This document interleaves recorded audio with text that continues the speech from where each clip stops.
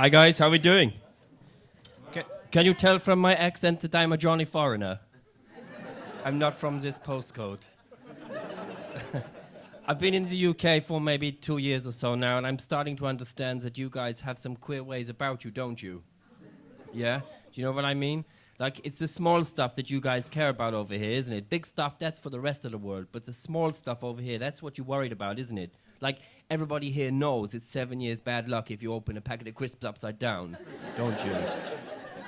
And who here doesn't get a little bit excited when they're doing the hoovering and they pick up a big bit?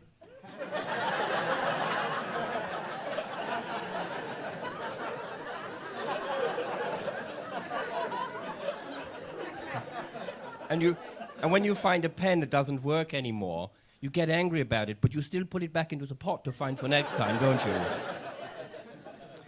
And when you're sitting in the passenger seat of a car and it stopped raining 5 minutes ago, what makes you angry? That the driver, he still don't turn the fucking windscreen wipers off. You know what I mean? And you have these country sayings too, don't you? That don't make much sense. You seem to understand them. I don't understand them. I give you one example. My wife is sweating like a pig. Shepherd's delight.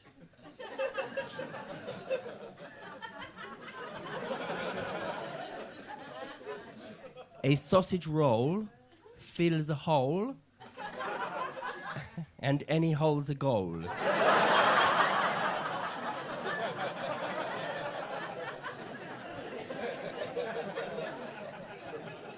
Yeah.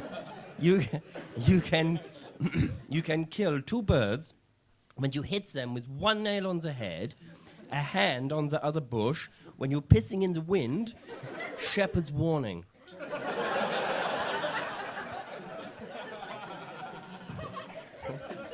You understand, don't you? It doesn't make sense, though. Okay, enough about you. Shall we talk about me now? Shall I tell you a true story? It's not true, okay?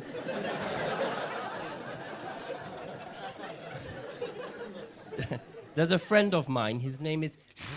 he's Welsh. And he's a sort of person, he have a really good sense of humor. He's the sort of person that when he come into work, he always have a joke like, hey you've got your shoes on, and funny shit like this. You know what I mean?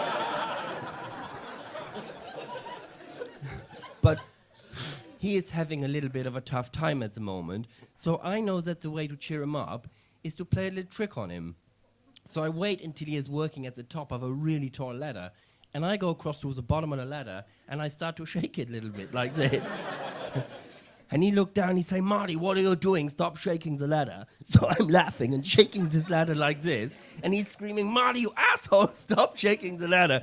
And I'm laughing and shaking it. Then some other guys see what's going on. They come running over. We're all laughing and shaking this ladder harder and harder, until eventually he can't hold on anymore. And he have to let go. And when he come down and hits the ground, you know he break his back, and we are laughing so much.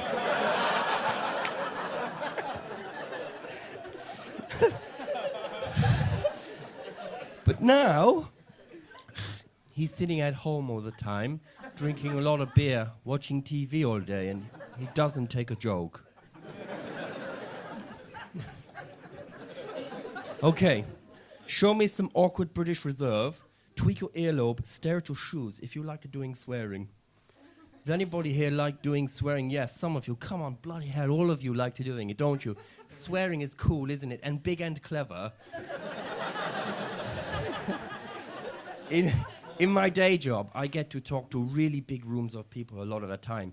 I am swearing so much. Every second word begins with F, B words. I was mainly talking to a couple of C words at the front the other day, you know what I mean?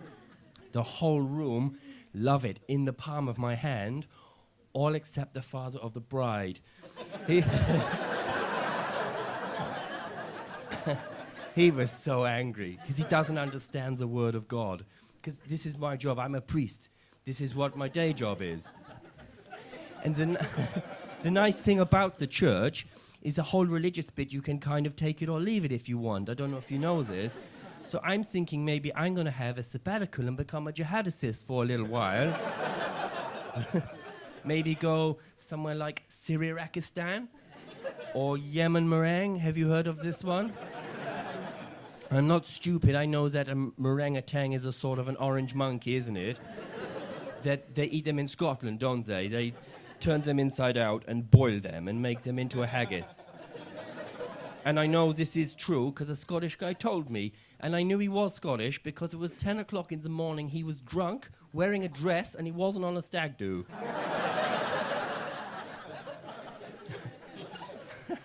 Okay, before I go, one more true story. It's not true, okay? In my hometown, we have this nightclub. It's called Blitzkrieg.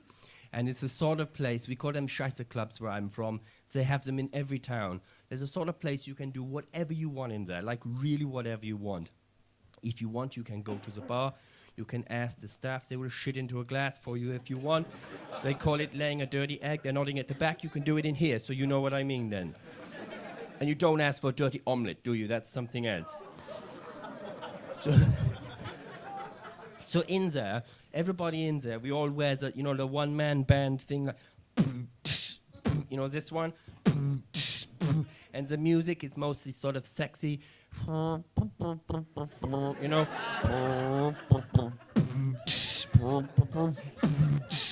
It's like this in there. But there's always a point in the night where the DJ, he sound a klaxon alarm. The music stop, it mean only one thing. It mean that everybody in there have to start to fight or fuck the nearest person to them.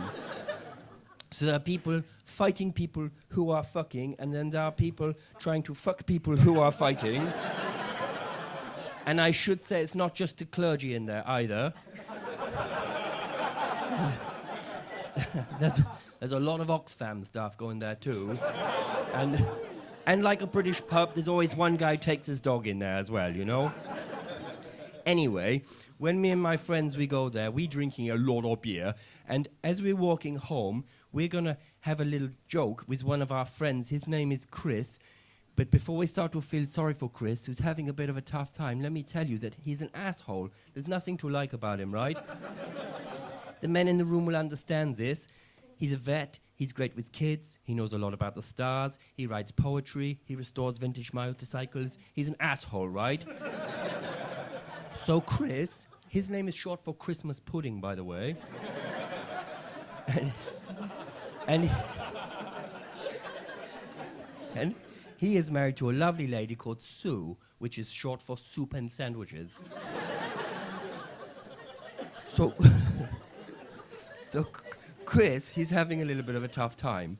So as we're walking home, we decide we're going to play a little trick on him. And we run over and we get hold of his hands and his feet, and we start to fling him into a shop window like this, into the glass. Yes. So we swinging him into the glass like this, and he's screaming, and we swinging him in, and laughing and swinging him.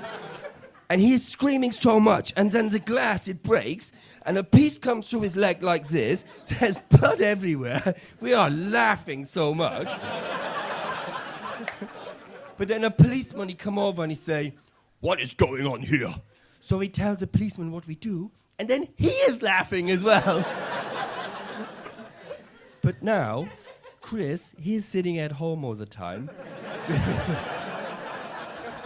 Anyway, that's it from me, everybody. I'm very sorry.